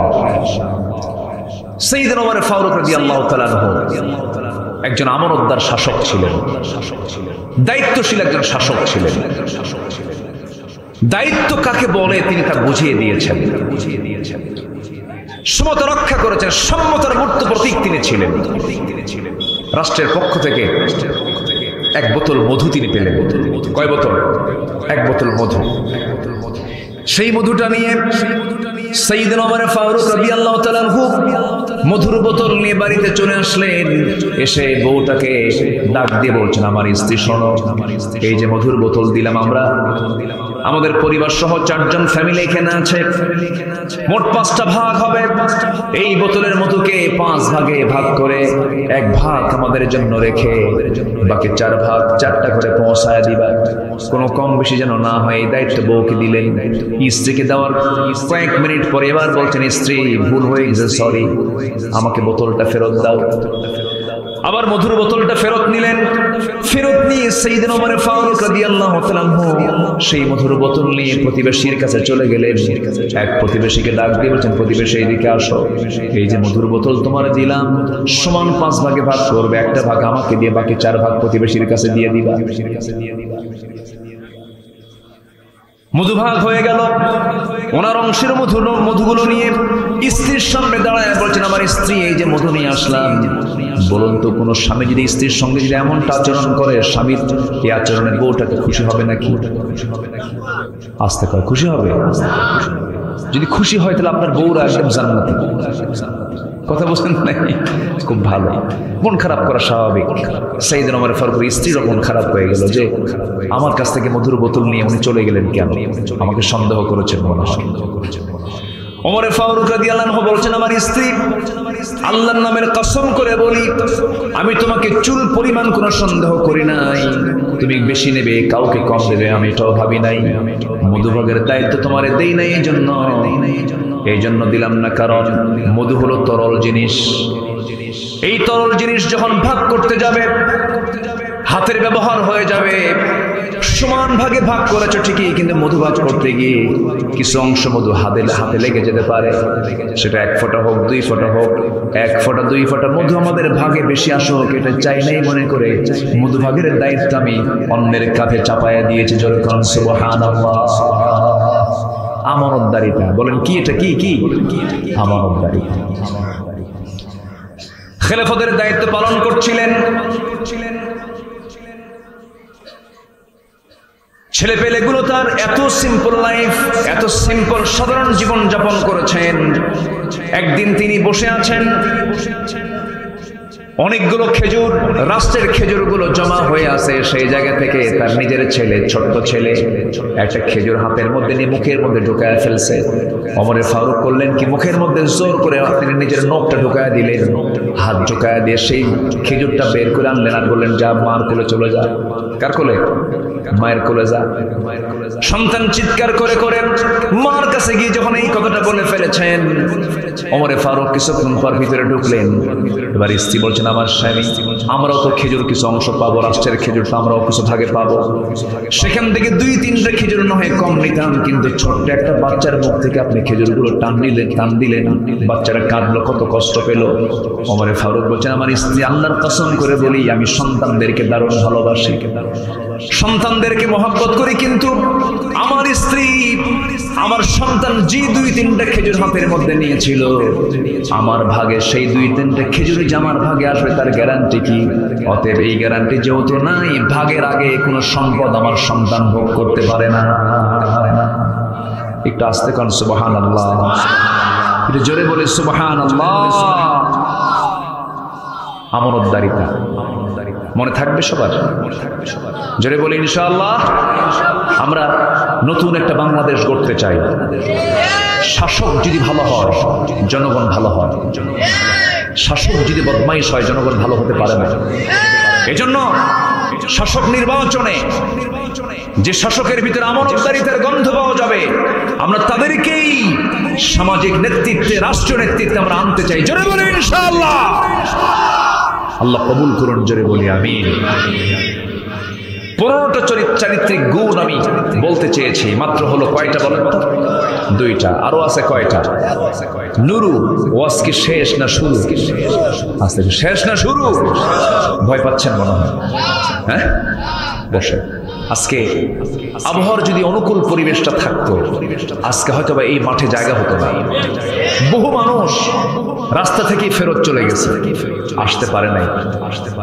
আপনারা যে কজন আছেন, এই যে কম না, নারী পুরুষ মিলে তাও কিন্তু কম না, মাঠ তো ভরাই আছে। আমরা শেষ পর্যন্ত থেকে মাহফিলকে সফল করব, জোরে বলি ইনশাআল্লাহ। সম্মানিত ভাইয়ের, আসুন 3 নম্বর গুণ আমরা অর্জন করি, যেটা আমার জান্নাতের জন্য কারণ হয়ে যাবে। নাম্বার 3 হচ্ছে ধৈর্যশীলতা, সবর। ধৈর্য যার আছে, সফলতা তার নিশ্চিত। ধৈর্য যার নাই, ধ্বংস তার নিশ্চিত। গত কয়েকদিন আগে এক মহিলা ফোন দিছে আমার, ফোন দিয়ে বলে, হুজুর, আমার স্বামী সকালেও তালাক দেয়, বিকেলেও তালাক দেয়, আমি কি আসি না নাই? কি কথা কি বুঝতেছেন? আমার প্রশ্ন করছে যে, হুজুর, আমার স্বামী সকালেও তালাক দেয়, বিকেলেও তালাক দেয়, এত রাগ হুজুর, আমি কি আসি না নাই? কোন তো আছে, সে কি আছে? কিন্তু এরপর আমার প্রশ্ন করছে, হুজুর, আমি কি আসি না নাই? কিছু পুরুষ আছে মুখে শুধু তালাক শব্দ নিয়ে আসে, আছে না নাই বলেন তো? আছে। এদেরকে না, ওই যে বাঁশের কিছু ডাল, ওটাকে এলাকায় কি বলে? কনসি। কনসিগুলো কয়েকটা এক জায়গায় করে এই ধৈর্যহীন যে পুরুষগুলো তালাক করে, পিটাইয়া লাল করে দেওয়া দরকার। এই কথা বলার দরকার আছে না? কি ঠিক আছে কিনা? পিটাইয়া লাল করা দরকার। তালাক টালাক দিয়া বলে, হুজুর, রাগ উঠছিল, কি করবো, 100 তালাক দিছে, সাথে শাশুড়ি শুদ্ধে তালাক দিয়ে দিছে। হুজুর, 2টা বাচ্চা আমার, ভুল হয়ে গেছে, দেখুন তো, ফেরত নিয়ে আসার কোনো সুযোগ আছে না? বলেন তো, এদের জন্য লাঠির বাড়ির দরকার আছে না? পিটন দরকার আছে না? কিছু বেকুবগুলো। আপনি আইনের ভাষামুখী নিয়ে আসবেন কেন? যত কথা আছে আপনি বলেন, আপনি ওই লাইনে যান কেন? ধ্বংসের লাইনে যান কেন? আপনি ওই কথাটা কেন নিয়ে আসেন মুখে? এটা তো আপনার জন্য আল্লাহ পাক আইন করে দিয়েছেন। কখনো আমার বক্তৃতা যারা শুনছেন, এই কথাটার গুরুত্ব কিন্তু অনেক। অসংখ্য পরিবার আজকে জেনার পরিবার হয়ে গেছে, ঠিক কিনা? স্বামী স্ত্রীর পরিবার, কিন্তু মানুষ জানে স্বামী স্ত্রী কিন্তু হয়ে গেছে কি জেনা। তালাক দিয়ে দিচ্ছে সকাল বিকাল। আমি প্রযুক্তির মধ্য দিয়ে আমি গোটা বিশ্বের মুসলমানকে জানান দিতে চাচ্ছি, আপনার পরিবারে গন্ডগোল লাগুক, এখানে ধৈর্যের দরকার আছে না নাই? আসতে বলবেন না, আছে না নাই? বিয়া নামে কোনো সূরা নাই, কিন্তু তালাক নামে সূরা আছে না নাই? তালাক নামে সূরা আছে। তালাকটা একটা গুরুত্বপূর্ণ একটা বিষয়। এই তালাকের এই বিধানকে আল্লাহ পাক যেভাবে প্রয়োগ করতে বলেছেন সেইভাবে প্রয়োগ করুন। আপনার মুখেও তুলে নিয়ে আপনার জীবনকে আপনি হুমকির মুখে কেন দিবেন? আপনি কেন জেনাকারের কাপড়ে আপনি চলে যাবেন? এই জন্য পর্যাপ্ত ধৈর্যের দরকার আছে না নাই? আছে। ধৈর্য ধরতে হবে, ধৈর্যের পরিচয় দিতে হবে। পৃথিবীতে যারাই কিছু অর্জন করেছেন, তারা ধৈর্যের পরিচয় দিয়ে তারা কিছু অর্জন করতে পেরেছেন। আপনি ব্যবসা করবেন, রাগ দরকার না ধৈর্য দরকার? কাপড়ের দোকান দিয়েছেন, 7-8টা কাপড় দেখানোর পরেও তার কাপড় পছন্দ হয় না, চলে যাচ্ছে। যদি বলেন এই দিকে আয়, বাইন্দে থবো, তুই এত দেখলি কেন? বলেন কাস্টমার কি থাকবে? থাকবে না। আপনি 7টা কেন আরো 7টা দেখাবেন, কাস্টমার কিনবে না। কিন্তু আপনাকে মিষ্টি মুখে, যদিও ভিতরে আপনার মধ্যে রাগে জ্বলে যাচ্ছেন, এরপরে সালাম কালাম দিয়ে বলবেন আবার আসেন আমার দোকান, আপনাকে আবার দাওয়াত দেবো। বলেন তো ওই দোকানদার কি বিফল হবে না সফল হবে? সফল হবে। আর যদি বাইন্দে পিটবো, তুই নিয়ে এটা আসেন, এরকম কিছু লোক আছে। তো ধৈর্যের পরিচয় দেব আমরা জীবনের এক জায়গায় না সব জায়গায়, এক জায়গায় না সব জায়গায়, সব জায়গায়। আমার নবীজি দাওয়াত দিয়েছেন একবার না বারবার, মানে একবার না বারবার। আবু জেহেলকেও দাওয়াত দিয়েছেন আমার নবীজি একবার না হাজারবার, হাজারবার। সব জায়গায় ধৈর্যের দরকার আছে। আমার নবীজি দাওয়াতি কাজ করতে গিয়ে মার খেয়েছেন, নির্যাতনের শিকার হয়েছেন, মারমুখী হয়েছে কাফের মুশরিকরা। আমার নবীজি সবগুলোকে ধৈর্য দিয়ে ফেস করেছেন, এগুলো মোকাবেলা করেছেন। আমরা ধৈর্যশীলদের কাতার অন্তর্ভুক্ত হব, জোরে বলি ইনশাআল্লাহ। আল্লাহ রাব্বুল আলামিন সুন্দর করে বলছেন, ইয়া আইয়ুহাল্লাযীনা আমানুস্তাঈনু বিস-সাবরি ওয়াস-সালাহ ইন্নাল্লাহা জোরে বলুন আল্লাহু আকবার। তোমরা আমার কাছে ধৈর্যের সাথে সালাতের মাধ্যমে আমার কাছে সাহায্য চাও, আমি আল্লাহ ধৈর্যশীলদের সাথে আছি। আমার বন্ধু ইউনূস আলাইহিস সালাম কিসের পেটে ছিলেন? মানে কিসের পেটে? বলেন কিসের পেটে? ধৈর্যের পিরামিড হয়ে শুধু জিকির করেছেন, লা ইলাহা ইল্লা আনতা সুবহানাকা ইন্নী কুনতু মিনাল যালিমিন। আরেকজন নবী 18 বছর কুষ্ঠরোগে, চামড়ার প্রবলেমে, স্কিন প্রবলেমে কুষ্ঠ রোগাক্রান্ত ছিলেন। কোন নবী বলুন তো, বলুন? হ্যাঁ, আইয়ুব আলাইহিস সালাতু ওয়াস সালাম। সবার তো ওয়াজ মুখস্থ আছে মাশাআল্লাহ। একটু মনে করে দিচ্ছি, আইয়ুব আলাইহিস সালাতু ওয়াস সালাম একবারের জন্য কি রাগ করেছেন নাকি? রাগ করেন নাই। বউ চলে গেছে, সব চলে গেছে, কেউ তার পাশে ছিল না, দুর্গন্ধ চতুর্দিকে ছড়িয়ে পড়ছে। কিন্তু যেদিন দেখতে পেলেন ওই পোকাগুলো তার জিহ্বা পর্যন্ত স্পর্শ করছে, আল্লাহকে বলছেন, আল্লাহ শোনো, আমার গোটা শরীর পচে গেছে, দুর্গন্ধ ছড়েছে চতুর্দিকে, আমার কোনো দুঃখ নাই, কষ্ট নাই, তুমি আমাকে বিপদে ফেলে দিয়েছো। ওয়াইদা মারিতু ফাহুয়া ইয়াশফিন, কিন্তু দয়া করে তুমি আমার জিহ্বায় কোনো রোগ দিও না, কারণ এই জিহ্বা দিয়ে আমি যদি আক্রান্ত হয়ে যাই, এই জিহ্বা দিয়ে তোমার নামের জিকির করবো কেমনে? আল্লাহ, আমার জিহ্বা তুমি আল্লাহ ঠিক রাখো। আল্লাহ বলছেন, আইয়ুব রে, তোর প্রতি যে পরীক্ষাগুলো করেছিলাম, পরীক্ষায় তুই পাস করেছিস, জোরে কারণ সুবহানাল্লাহ। আল্লাহ রাব্বুল আলামিন শিফা দিয়ে দিলেন, হারানোর সব কিছু তাকে আবার ফেরত দিয়ে দিলেন। মাঝখান দিয়ে পরীক্ষা হয়ে গেল। ঈমান যারা যত বেশি হবে তার পরীক্ষা কম হবে না, বেশি হবে। আশাদ্দুন নাস বালাউল আম্বিয়া সুম্মাল আমসাল ফাল আমসাল। এই দুনিয়াতে সবচেয়ে বেশি পরীক্ষার সম্মুখীন হয়েছেন আম্বিয়া কেরামরা, সবচেয়ে বেশি পরীক্ষার সম্মুখীন হয়েছেন। অসুস্থতা একটা নিয়ামত, মন খারাপ করা যাবে না। সম্পদ ছিল, সম্পদ চলে গেছে, আল্লাহ পাক পরীক্ষার মধ্যে ফেলে দিয়েছেন। টেনশন করা যাবে না, হতাশ হওয়া যাবে না। শুধু একটা বিষয় মাথায় রাখবেন, জীবনের সকল জায়গায় সব সময়ের জন্য একটা বিষয় মাথায় রাখবেন, সব ছাড়বো কিন্তু আমি আমার আল্লাহকে ছাড়বো না। কাকে ছাড়বো না? আল্লাহকে ছাড়বো না। সম্পদ চলে গেলে সম্পদ আসতে পারে, দুনিয়ার কোনো কিছু হেরে গেলে সেটা ফেরত আসতে পারে, কিন্তু কোন বান্দা যদি আল্লাহকে হারিয়ে ফেলে তার বিপদ কি? নিরাপদ না বিপদ? নিরাপদ না বিপদ? সব শেষ হয়ে যাবে। আমাকে চালান কে? আসতে পারেন, আমাকে চালান কে? আমার মাথা থেকে পা পর্যন্ত প্রত্যেকটা অঙ্গ প্রত্যঙ্গ গুলো চালান কে? বলেন আল্লাহ তাআলা চালান। আমার চোখ দিয়েছেন কে? আমার কান দিয়েছেন কে? আমার নাক দিয়েছেন কে? আমার মুখ দিয়েছেন কে? আমার জিহ্বা দিয়েছেন কে? দুটো হাত দিয়েছেন কে? দুটো পা দিয়েছেন কে? গোটা যৌবনটা কে দিয়েছেন? বলেন আল্লাহ দিয়েছেন। সব তো আল্লাহর অবদান, সবই তো আল্লাহর অবদান।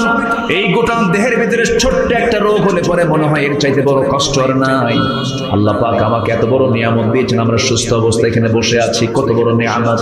এটাকে ফিল করার জন্য একটা হসপিটালে যান যারা ক্যান্সারে আক্রান্ত হয়েছে, ডায়ালিসিস করে কিডনি যাদের অচল হয়ে গেছে। সেদিন আমার এক বন্ধু আতিক, তার নাম, গেন্ডারিয়া বাড়ি, আমাকে হঠাৎ করে ফোন দিয়েছেন। 2009 সালে একসঙ্গে হজে গিয়েছিলাম। বন্ধু আতিক আমাকে ফোন দিয়ে বলে, কেমন আছেন আপনি? ভালো আলহামদুলিল্লাহ। আপনার অবস্থা কি? আমার দুইটা কিডনি অকেজো হয়ে গেছে, দুটো কিডনি আর চলে না, সপ্তাহে 4-5 বার ডায়ালিসিস করতে হয়, লক্ষ লক্ষ টাকা খরচ হয়ে যায়। অথচ আল্লাহ রাব্বুল আলামিন বান্দার কিডনিকে ঠিক রাখার জন্য, রক্তকে পরিশোধন করার জন্য, ডায়ালিসিস করার জন্য একটা কিডনি হলেও চলতো, প্রত্যেকটা বান্দার মধ্যে দুটা করে কিডনি দিয়েছেন। সুবহানাল্লাহ বলা যাবে না? কয়টা দিয়েছেন? দুটো করে কিডনি দিয়েছেন। দুনিয়ার ডায়ালিসিস মেশিন দিয়া যে রক্ত ফিল্টারিং করা হয়, যে রক্ত পরিশোধন করা হয়, ডায়ালিসিস করা হয়, সেই মেশিনগুলোর ওজন হলো 100 কেজি। কয়শো কেজি? বলেন 100 কেজি। আর আমার আল্লাহ রাব্বুল আলামিন আমার আপনার দেহে যে কিডনি দিয়েছেন, সেই কিডনির ওজনটা মাত্র 200 গ্রাম। কেউ তো সুবহানাল্লাহ বললেন না ভাই। যদি এমন হতো, আগে দুনিয়াতে আসলাম, পরে আল্লাহ পাক আসমান থেকে কিডনি ফেলে দিচ্ছেন, তার ওজন দুইটা 200 কেজি, আপনার 80 কেজি, দুই কিডনি 200 কেজি। জীবন চলতো? বলেন জীবন চলতো? চলতো। আল্লাহ রাব্বুল আলামিন সৃষ্টি করেছেন, ভারসাম্য করে দিয়েছেন। আল্লাযী খালাকাকা ফাসাওয়াকা ফাআদালাক, লেভেল করেছেন। আমার ওজন 80 কেজি, কিডনির ওজন 200 গ্রাম, 200 গ্রাম 400 গ্রাম। আমার বন্ধুগণ, এই কিডনিটা এত দামি একটা অঙ্গ, এই দেহের জন্য আল্লাহ রাব্বুল আলামিন করে দিয়েছেন, দুটা করে দিয়েছেন। একটা দিলেও হতো, যদি একটা কিডনি হঠাৎ করে নষ্ট হয়ে যায়, আর একটা কিডনি নিয়ে যেন বান্দা দুনিয়াতে বেঁচে থেকে আমার নামের প্রশংসা করতে পারে। জোরে করুন সুবহানাল্লাহ। কিডনি ঠিক রাখার জন্য গাছের ডাব দিয়েছেন, নারিকেল দিয়েছেন, ডাব দিয়েছেন। এই ডাবের পানি কোমরে যখন ব্যথা হয়, ডাবের পানি আপনি একটু খেয়ে নেবেন, দেখবেন কোমরের ব্যথা দূর হয়ে গেছে। রোগ দিয়েছেন যিনি, ওষুধ দিয়েছেন তিনি। যারা বলে ক্যান্সারের কোনো অ্যান্সার নাই, কথাটা কুফুরি কথা। সব রোগের অ্যান্সার আছে একমাত্র কার কাছে? আসতে বলবেন না, কার কাছে? আল্লাহর কাছে। আল্লাহর কাছে আমরা চাবো, আল্লাহর কাছে আমরা বলবো, আল্লাহ আমার সব চাহিদা পূরণ করবেন। তিনি অসম্ভবকে সম্ভব করতে পারেন। ডাক্তার মেয়াদ দেয় 7 দিন বাঁচবে, কিন্তু এরপর 7 বছর ধরে বাঁচে এমন রোগী আছে না? নাই? আছে। আল্লাহ তো পারেন সবকিছু। আল্লাহ তাআলা আমাকে চোখ দিয়েছেন, কান দিয়েছেন, আবার এগুলোকে ঠিক রাখার জন্য ব্যবস্থা করে দিয়েছেন। কানের মধ্যে কিছু ময়লা আছে, পিছলে পিছলে কিছু ময়লা আছে না? এই ময়লাগুলো এলাকায় কি বলে? হ্যাঁ, খোল। কি ওই যে গরু ছাগল খায়? আচ্ছা, এটা কিন্তু সেই খোল না, এটা হলো কানের ময়লা। এটা কিন্তু আল্লাহ দিয়ে দিয়েছেন, এটাকে দিয়ে দিয়েছেন আল্লাহ। আল্লাহ পাক নিজেই এটা ব্যবস্থা করেছেন, কানেই এটা উৎপন্ন হয়। এটা কিন্তু ময়লাও না, ময়লা বললে ভুল হয়ে যাবে। ইয়ার ওয়াক্স, কানের এক জাতীয় পিচ্ছিল, এটা স্বাদের দিক থেকে তিতা। এর মধ্যে আপনি কোনো মিষ্টি ভাব পাবেন না, কারণ মিষ্টি যদি হতো, এটা এই খোলটা যদি মিষ্টি হতো, রাতে ঘুমায় পড়তেন, মিষ্টি আছে যেখানে পিঁপড়া আছে, সব পিঁপড়াগুলো জমা হতো কোথায় গিয়া? সারাদিন ওই পিঁপড়া সাফ করতে দিন শেষ। সমস্যা হয়ে যেত, আপনি অকেজো হয়ে ঘুমিয়ে পড়েছেন, আপনার কানটা যেন সেফ থাকে, কোন পোকা যেন আক্রমণ না করতে পারে মহান রব্বুল আলামিন সেই জন্য কানের মধ্যে এমন পিচ্ছিল জাতীয় ময়লা দিয়েছেন, এটা তিতা, যখন কিছু ঢুকতে নাই ঢোকার সঙ্গে সঙ্গে যখন তিতা পায় আস্তে করে বের হয়ে আসে। সুবহানাল্লাহ বলা যাবে। কানের সেফটি হয়ে গেল। লক্ষ লক্ষ শ্রবণ কোষ কানের ভিতরে দিয়েছেন মহান রব্বুল আলামিন। এরপরে চোখটা আল্লাহ রাব্বুল আলামিন ভাসমান করে দিয়েছেন। আল্লাহ রাব্বুল আলামিন চোখটাকে পানির উপরে ভাসিয়ে রেখেছেন। চোখের নিচে পানি আছে না নাই? চতুর্দিকে পানি আছে না নাই? এই পানিটা লবণ না মিঠা? ভালো করে কম, লবণ না মিঠা? যদি মিঠা হতো বড় বেকায়দা হয়ে যেত। মিঠা হলে পরে এটা ফ্রিজ হয়ে যেত, ঝামেলা হয়ে যেত, চোখটা হ্যাং মারতো, এদিক সেদিক তাকাতে পারতো না। আল্লাহ রাব্বুল আলামিন চোখের পানিকে লিকুইড রেখেছেন, সর্বক্ষণের জন্য লবণ করে দিয়েছেন। লবণের জন্য করেছেন, খরস্রোতা এই জন্য করেছেন, কারণ যত জীবাণু আছে সমস্ত জীবাণু ধ্বংস হয় কি দিয়া? লবণ দিয়া। আল্লাহ পাক সমুদ্রের পানিকে কি করেছেন বলেন? লবণ করেছেন। আমার আপনার খাল বিলকে কিসের পানি করেছেন? মিঠা পানি করেছেন। নদীগুলো মিঠা, সাগরগুলো উত্তপ্ত, সাগরগুলো লবণ করেছেন। আবার সাগরের পানি যেন আইস না হয়, সাগরের পানি যেন আইস না হয়, বরফ যেন না হয়, সমুদ্রের ভিতরে যেন জাহাজ চলতে পারে মহান রব্বুল আলামিন প্রত্যেকটা সমুদ্রের নিচে আল্লাহ রাব্বুল আলামিন আগুন রেখে দিয়েছেন, চুলা রেখে দিয়েছেন। সুবহানাল্লাহ। প্রত্যেকটা সমুদ্রের নিচে আগুন আছে, কি আছে? আগ্নেয়গিরি আছে। আল্লাহ পাক ওটা রেখে দিয়ে সমুদ্রের পানিকে চুলার মতো করে গরম রেখে দিয়েছেন, যেন প্রত্যেকটা জাহাজ যেন গোটা পৃথিবীর মালামাল যেন ট্রান্সফার করতে পারে। লবণ কেন করলেন? ওই মোংলা পোর্টের পানিগুলো লবণ কেন করলেন? বঙ্গোপসাগরের ওই চট্টগ্রামের পোর্টের পানিগুলো লবণ কেন করলেন? এই জন্য লবণ করেছেন, সব নদী নালা খাল বিলের ময়লা আবর্জনাগুলো সব গিয়ে জমা হবে সমুদ্রে, পচা দুর্গন্ধ হবে। লবণটা এমন একটা জিনিস সমস্ত দুর্গন্ধগুলো দূর করে দূষণ মুক্ত রেখে দেয় পরিবেশকে। যেরকম সুবহানাল্লাহ। তাহলে কানের যে ময়লা, এটাকে মিষ্টি না তিতা? চোখের পানি মিঠা না খরস্রোতা? কি লবণ না মিঠা? লবণ। চোখের পানিকে লবণের জন্য করলেন, বান্দা এই চোখে যেন কোনো ভাইরাস আক্রান্ত না হয়। আল্লাহ রাব্বুল আলামিন মৃত্যু পর্যন্ত চোখের পানিকে লবণের জন্য করে দিয়েছেন, যেন বান্দার চোখে যেন কোনো জীবাণু না প্রবেশ করতে পারে। চোখ নষ্ট হলে পরে সব কাজ বন্ধ হয়ে যাবে। চোখের দাম বলেন তো কোনো অংশে কম না অনেক বেশি? অনেক বেশি। চোখ ছাড়া আপনি সুন্দর মেয়ে দেখবেন কেমন? কি কথা কি বুঝতেছেন এই যুবকরা? সুন্দর মেয়ে দেখে তো পাগলা হয়ে যাও। চোখ যদি না থাকতো তাহলে তোমার কি হতো? অতএব সুন্দর মেয়ের প্রশংসা আগে, তার চোখ যিনি বানিয়েছেন তার প্রশংসা আগে। কার প্রশংসা? আল্লাহ। একটা বড় ভাবলা না, মেয়ে দেখে পাগল হয়ে গেল, অস্থির হয়ে গেল, কিন্তু যে চোখ দিয়ে তুমি দেখো এই চোখটা কার দেওয়া? আসতে বলবেন না, কার দেওয়া? আল্লাহর দেওয়া। তুমি মেয়ে দেখে খুশি হও, আনন্দ পাও, সমস্যা নাই, কিন্তু বউ বানায়া দেখো। কি বানায়া দেখো? আসতে কয় কি বানায়া? অন্যের বউ না নিজের বউ? হ্যাঁ, নিজের বউর দিকে তাকাও, অন্যের বউর দিকে তাকানো যাবে না।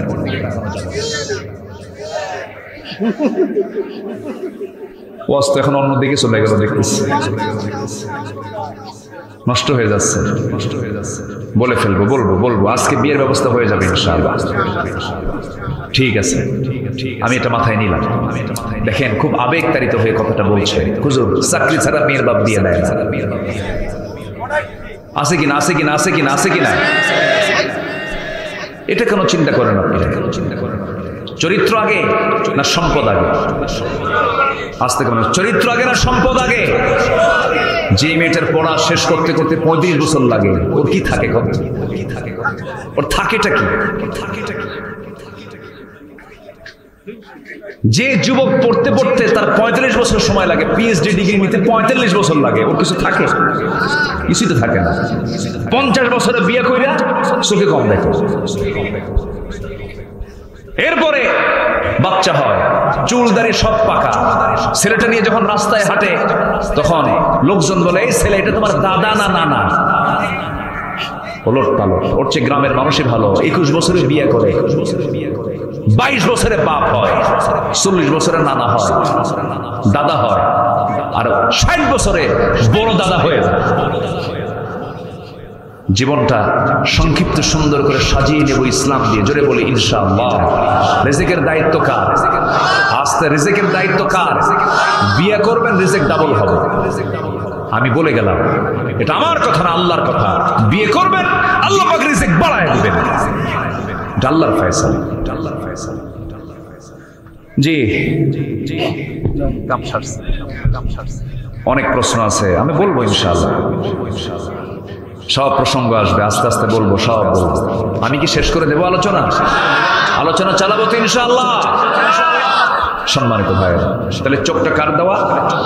আস্তে চোখটা কার দেওয়া? এই চোখের পলক মানুষ প্রতি মিনিটে 15 থেকে 20 বার পলক ফেলে। এই পলক শুধু পড়েই না, বরং প্রতিটা বার পড়ার সময় অশ্রু থেকে লিকুইড ছড়িয়ে দেয় পুরো চোখে। এর ফলে চোখ থেকে আর্দ্র ধুলাবালি ক্ষতিকর জীবাণু থেকে মুক্ত। পলক হলো চোখের প্রাকৃতিক ওয়াইফার। গাড়ি চলতে নিলে গাড়ির সামনে ওয়াইফার আছে না নেই বলেন? এরকম করে পরিষ্কার করে ফেলে, এটা হচ্ছে প্রাকৃতিক ওয়াইফার, যা ঘুমের মধ্যেও চোখের সুরক্ষা নিশ্চিত করে। প্রতিদিন আমাদের চোখে গড়ে 1 মিলিলিটার অশ্রু, 1 মিলিলিটার অশ্রু নির্গত হয়, তৈরি হয়, যা স্বচ্ছ অথচ অত্যন্ত কার্যকর এক তরল।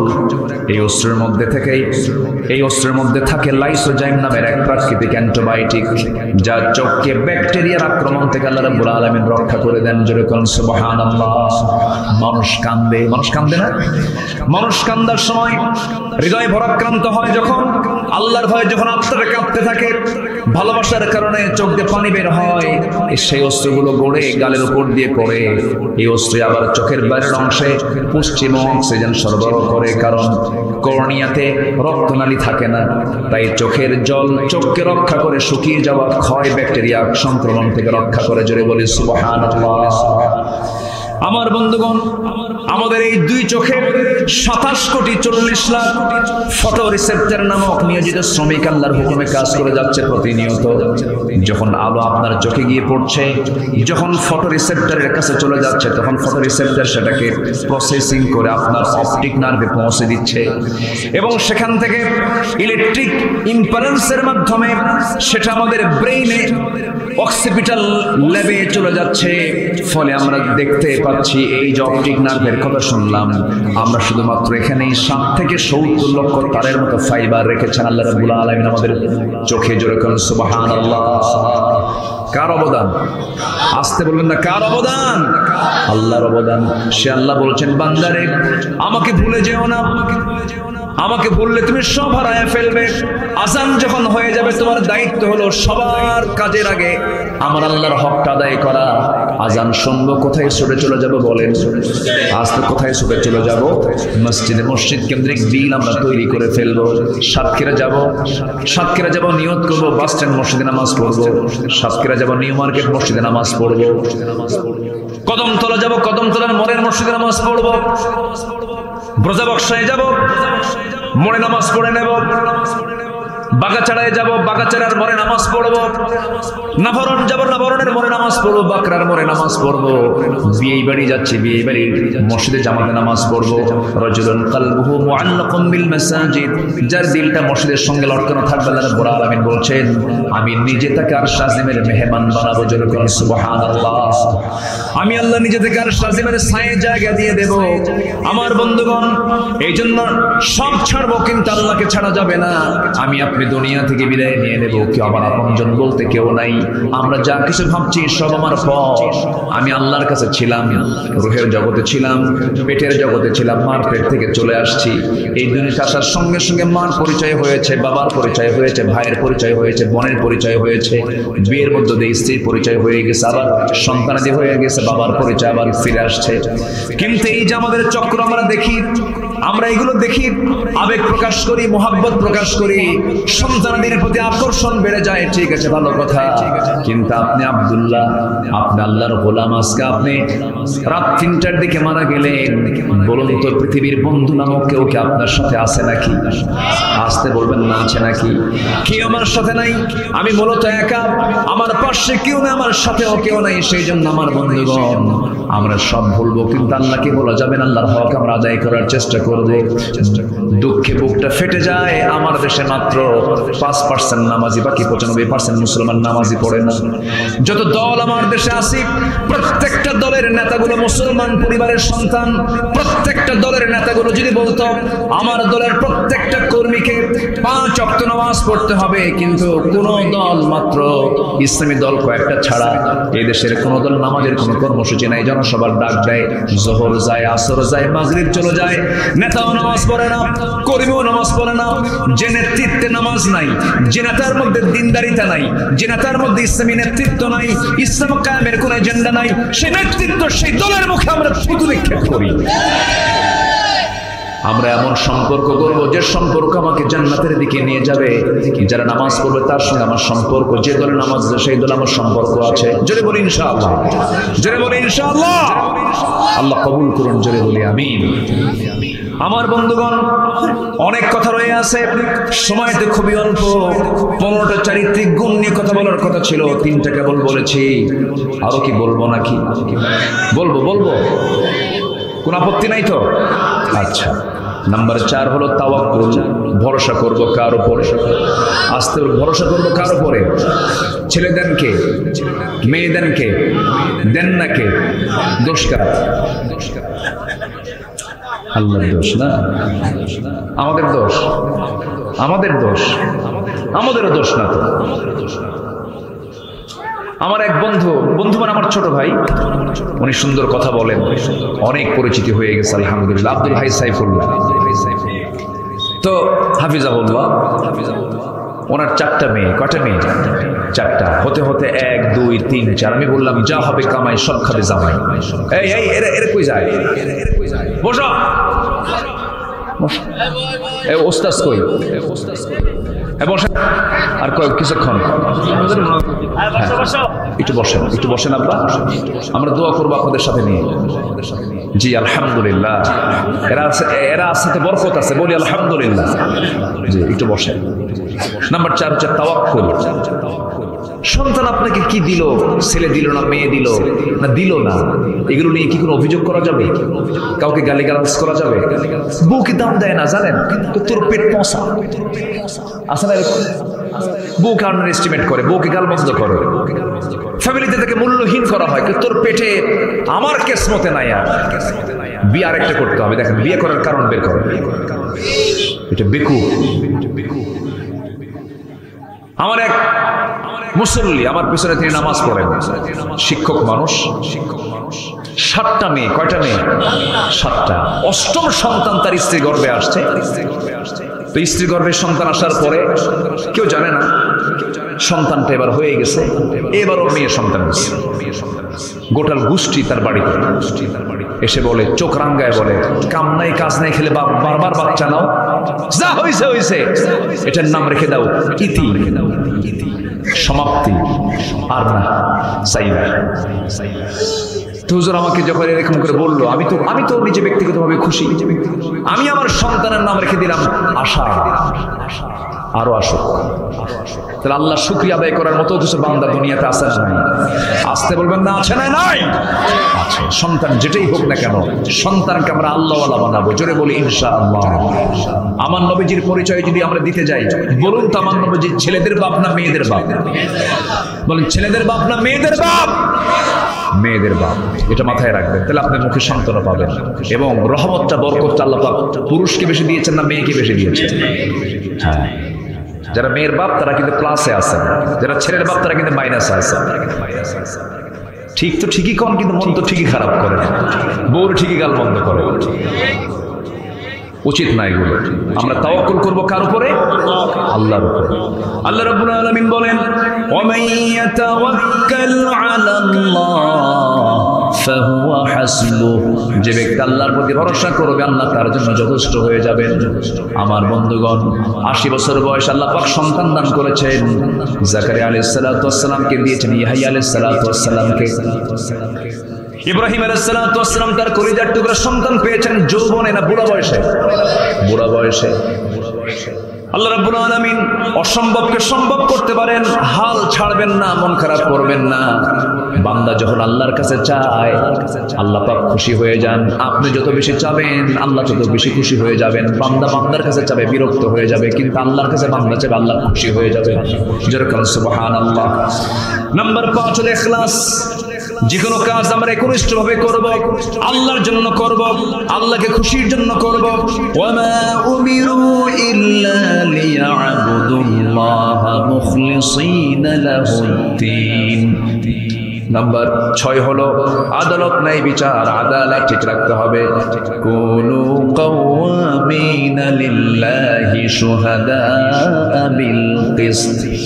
নাম্বার 7 হলো তওবা করা, ক্ষমা প্রার্থনা করা আল্লাহর কাছে। ওয়াইদা ওয়াল্লাযীনা ইযা ফাআলু ফাহিশাতান আও যালামু আনফুসাহুম যাকারুল্লাহা ফাস্তাগফিরু লিযুনুবিহিম। গুনাহ করেছি, মাফ চেয়ে নেব কার কাছে? আগে মিটায় নেব কার কাছে? আল্লাহ অমুক দিন অমুক গুনাহ করছে, আল্লাহ মাফ করে দাও। অমুক গুনাহটা করছে, আল্লাহ মাফ করে দাও। আল্লাহর সঙ্গে ক্লিয়ার করে নেব। ক্লিয়ার করার বিষয়টা হলো তাওবা, ক্ষমা প্রার্থনা করা, চোখের পানি ফেলে ফেলে কান্দা। পৃথিবীর কোনো মানুষ কান্নার মূল্য দিতে পারবে না। স্বামী হয়ে বউয়ের কাছে কাঁদবেন, বউ বলবে তুমি কেমন পুরুষ, কান্দো, চোখে পানি আনো। স্ত্রী আপনার সামনে কাঁদবে, আপনি বলবেন বউরা কান্দেই। যুবক মানুষ কাঁদতেছে, বলবে এই তুই যুবক শক্তিশালী, তোর কান্না কিসের? কেউ আপনাকে কান্নার মূল্য দেবে না।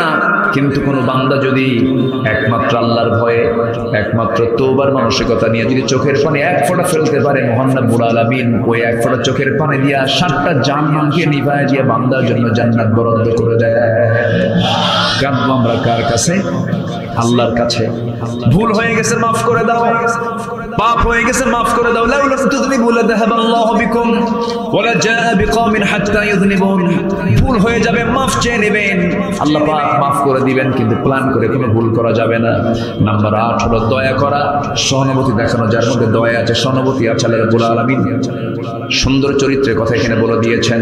ফুযিল আফওয়া ওয়া আমুর বিল উরফি ওয়া আ'রিদ আনিল জাহিলিন। জোরে বলুন আল্লাহু আকবার। ইমানদার কখনো বদমেজাজি হবে না, উগ্র হবে না, বদমেজাজ নিয়ে চলবে না। ইমানদার বান্দা যখন জমিনে চলবে বিনয়ী হয়ে চলবে, অত্যন্ত মাথা নিচু করে বিনয়ী হয়ে কদমটা আস্তে আস্তে করে ফেলবে, খুব আস্তে আস্তে কথা বলবে, মিষ্টি মিষ্টি কথা বলবে। আল্লাহ বলছেন আমার পছন্দের বান্দাগুলো কখনো উগ্র হবে না। ওয়া ইবাদুর রাহমানিল্লাযীনা ইয়ামশুনা আলাল আরদি হাওনা ওয়া ইযা খাতাবাহুমুল জাহিলুনা ক্বালু সালামা। নাম্বার 10 হলো কৃতজ্ঞতা থাকতে হবে, শুকরিয়া থাকতে হবে। 1 নম্বর শুকরিয়া হলো কার শুকরিয়া বলেন? আসতে বলবেন না কার শুকরিয়া? ক্যান্সারের আক্রান্ত এক রোগীকে বলা হলো, ও ক্যান্সারের রোগী, তোমার বক্তব্য আল্লাহর ব্যাপারে তোমার কি বক্তব্য তুমি বলো। ক্যান্সারের রোগী বলতেছে আমার বক্তব্য হলো যদি কোনো বান্দাকে যদি পৃথিবীর কোনো কিছু না দিয়ে যদি সুস্থ রাখেন, তাকে সুস্থ রাখা হয়, আল্লাহ যদি তাকে সুস্থতা দিয়ে দেন, ওই বান্দার উচিত আল্লাহর বিরুদ্ধে কোনো অভিযোগ না দেওয়া। কিচ্ছু চাওয়ার নাই, কিচ্ছু নাই, তার শুধু সুস্থতা আছে, ওই বান্দার উচিত আল্লাহর শুকরিয়া আদায় করা। আল্লাহু আকবার। আমরা কত মন খারাপ করে থাকি। সেদিন কোথায় যেন মানে ঘাট দিয়ে আমি যাচ্ছিলাম, একটা পথিক এখানে বসে আছে, ওর হাতও নাই পাও নাই, হাতও নাই পাও নাই, চেহারার কোনো সাইজ বাইজ নাই, বাহ্যিক ভাবে দেখলাম, দেখে ভাবলাম আমি কত সুখী মানুষ, আমার হাতও দিয়েছেন, পাও দিয়েছেন।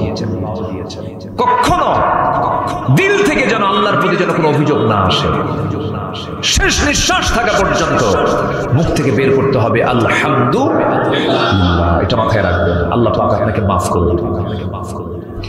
নাম্বার 11 হলো সুজাআ, সাহসিকতা। ইমানদার কখনো ভীরু হবে না, ইমানদার কখনো টালমাটাল হবে না, ইমানদার কখনো হতাশা নিয়ে চলবে না। আল্লাহ রাব্বুল আলামিন বলেন ইয়া আইয়ুহাল্লাযীনা আমানু সবিরু ওয়া সাবিরু ওয়া রাবিতু ওয়াত্তাকুল্লাহ লাআল্লাকুম তুফলিহুন।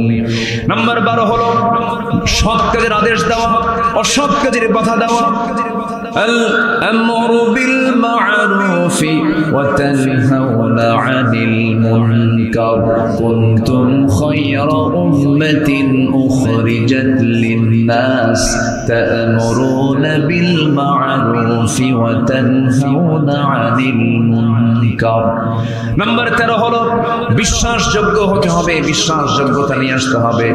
والذين هم لأماناتهم وعهدهم راعون নাম্বার 14 হলো ইখলাস ফিল আমাল, নিষ্ঠাবান হতে হবে, দায়িত্বশীল হতে হবে। যে ব্যাপারে আপনাকে দায়িত্ব দেওয়া হলো সেই দায়িত্ব আপনাকে সঠিকভাবে পালন করতে হবে।